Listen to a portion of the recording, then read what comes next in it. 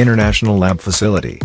Student-led startups. Great academic exposure. KL, deemed to be university.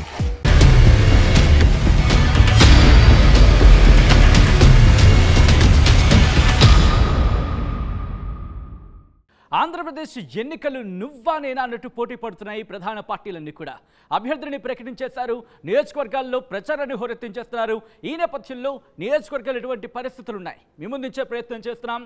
ఈ రోజు మనం మాట్లాడుకోబోతున్నాం ఆంధ్రప్రదేశ్కి సంబంధించి మరొక ఇంట్రెస్టింగ్ నియోజకవర్గం కైకలూరు. కైకలూరులో ఎవరు అక్కడ ఎమ్మెల్యేగా గెలిచే అవకాశాలు ఉన్నాయి, ఎవరికి ఎటువంటి అంశాలు కలిసి రావచ్చు, ముఖ్యంగా ఏ పార్టీ ఎవరిని అక్కడ బరిలోకి దించింది ముందు చూసే ప్రయత్నం చేద్దాం. ఆ తర్వాత డీటెయిల్గా మాట్లాడుకుందాం. Here it is.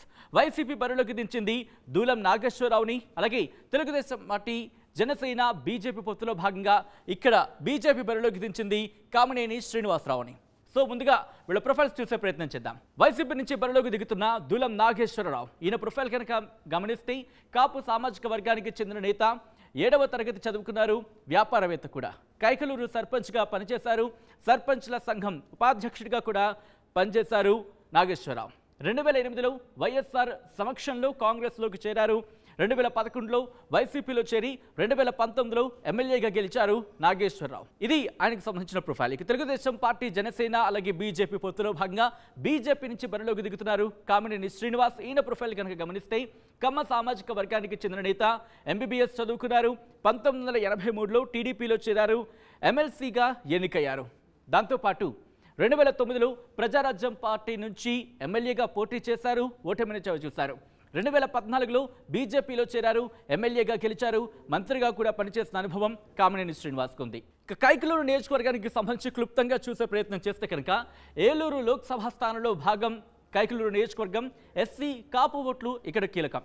Kaikaluru, Mudinepalli, Mandavalli, Kalidindi మండలాలు ఈ నియోజకవర్గం పరిధిలోకి వస్తాయి. ఇక్కడ సామాజిక వర్గాల పరంగా ఎవరి ఓట్ షేర్ ఏ విధంగా ఉంది అనేది చూసే ప్రయత్నం చేద్దాం.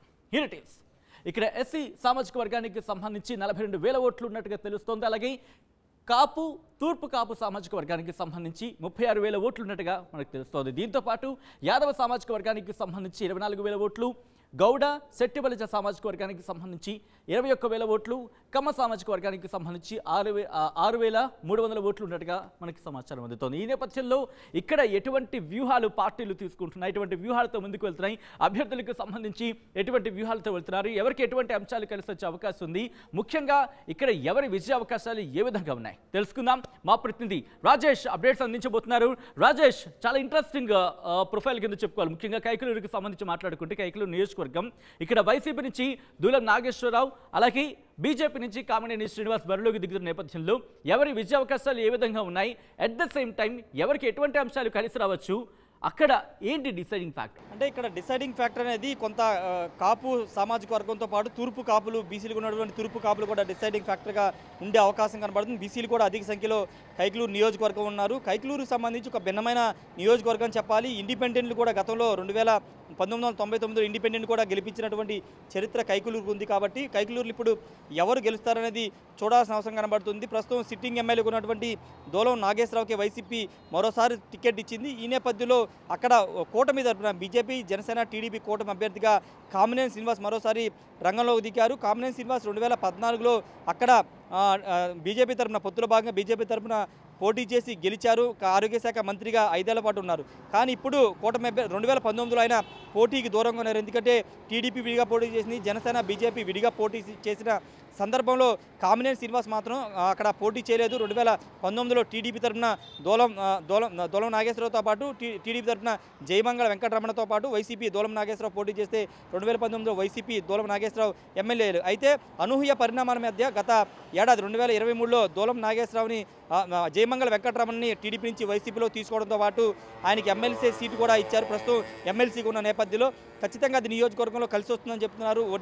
ఒడ్డే కమ్యూనిటీ చెందినటువంటి జయమంగళ వెంకటరమణ ఓటు బ్యాంక్ అక్కడ ఎక్కువగా ఉన్న నేపథ్యంలో ఆయన పార్టీలోకి రావడం, ఎమ్మెల్సీ పదవి ఇవ్వడం కొంత వైసీపీకి కలిసి వచ్చే అంశంగా భావిస్తున్నారు. రెండోది కైకలూరు నియోజకవర్గంలో అతిపెద్ద సమస్య కొల్లేరు సమస్యని ఇప్పటివరకు ఎంతమంది ప్రజాప్రతినిధులు వచ్చినా తీర్చలేదు అనేది ప్రధానంగా అక్కడున్న ప్రజలు ఆరోపణలు చేస్తున్నారు, విమర్శలు చేస్తున్నారు. ఈ నేపథ్యంలో కొల్లేరు మీద స్పష్టమైన హామీలు కానీ ప్రకటన కానీ చేసే అభ్యర్థికి ఈసారి మెజార్టీ అంటే గెలిచే అవకాశాలు కనబడుతున్న ఆ సమస్యకి సంబంధించినటువంటి శాశ్వత పరిష్కారం చూపించే వాళ్ళకి కొంత ఎడ్జ్ ఉండే అవకాశం కనబడుతుంది. ఇంతకుముందు మనం మాట్లాడుకున్నట్టు వైసీపీకి సంబంధించిన అదర్ మూలం ఏంటంటే జయమంగళ వెంకటరమణ ఎమ్మెల్సీగా అతనికి ఇవ్వడంతో 2019లో ప్రత్యర్థిగా ఉన్నటువంటి ఆయన ఇప్పుడు వైసీపీలో మెంబర్గా ఉన్నారు, ఎమ్మెల్సీగా ఉన్న నేపథ్యంలో ఆయన అక్కడ ఓట్లని ప్రభావితం చేసే అవకాశం కనబడుతుంది. కమ్యూనిటీ కూడా కొంత పెచ్చింగ్ ఉండే అవకాశం కనబడుతుంది. ఇక్కడ కామినేని శ్రీనివాసరావు సంబంధించి కమ్మ సామాజిక వర్గం కావడంతో అక్కడ ఆయనకి ఎంతవరకు అక్కడ ఎడ్జిట్తో చూడాల్సిన అవసరం ఉంది. ఎందుకంటే 2009లో పీఆర్పీ తరఫున పోటీ చేసి ఆయన ఓడిపోయారు. కేవలం 30,000 లోపు ఓట్లు మాత్రమే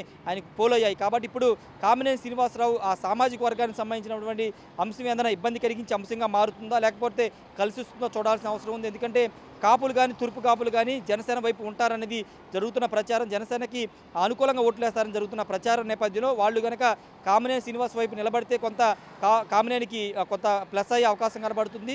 రెండోది బీసీలు కూడా కీలకంగా ఉంటారు కాబట్టి ఆ బీసీ ఓటు బ్యాంకు ఎటువైపు వెళుతుందో చూడాలి. దూలం నాగేశ్వరరావు కాపు సామాజిక వర్గానికి చెందిన వ్యక్తి, ఆయన కూడా కాపుల్లో కొంత బలంగా ఉన్న నేపథ్యంలో అక్కడ 5 ఏళ్ల పాటు కొంత బాగా పనిచేశాను ఒక పేరు కూడా తెచ్చుకున్న నేపథ్యంలో ఆయనకి రెండోసారి ప్రజలు అక్కడ పట్టం కడుతారా లేకపోతే 2014లో గెలిపించినట్టే ఉమ్మడి అభ్యర్థికి ఉన్నటువంటి కామినేని శ్రీనివాస్ వైపు కైకలూరు ప్రజలు వెళ్తారనేది చూడాల్సిన అవసరం కనబడుతుంది. ఖచ్చితంగా అక్కడ ఉన్న ఇష్యూస్ మీద కూడా కొంత రిజల్ట్ ప్రభావితం చేసే అవకాశం కనబడుతుంది. కైకలూరు అనేది పొలిటికల్గా పెద్ద ఇంపాక్ట్ చూపించే అవకాశం లేదు. ఎందుకంటే అక్కడ ఎమ్మెల్యే కానీ ప్రత్యర్థులు కానీ ఎవరు కూడా ఆరోపణలు విమర్శలు రోడ్డుకి ఎక్కడ కూడా చేసుకోవచ్చు. చాలా సైలెంట్గా ఉన్నటువంటి నియోజకవర్గంలో ఇప్పుడు గెలుపు ఎవరిని వరిస్తుందో చూడాల్సిన అవసరం Sachin. Right Rajesh, thanks update. మొత్తంగా అయితే మాత్రం కైకలూరు నియోజకవర్గం కూడా ఉత్కంఠను పెంచుతోంది. చాలా సైలెంట్గా కనిపిస్తున్న నియోజకవర్గంలో ఎవరు అక్కడ అసెంబ్లీలోకి అడుగు పెట్టబోతున్నారు ఎమ్మెల్యే కానీ ఒక ఉత్కంఠ మాత్రం అక్కడ నెలకొంది.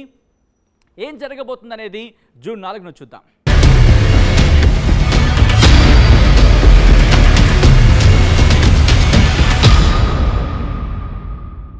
మరిన్ని వీడియోస్ కోసం ఛానల్ ని సబ్స్క్రైబ్ చేయండి. లేటెస్ట్ అప్డేట్స్ కోసం వాట్సాప్ ఛానల్ ని ఫాలో చేయండి.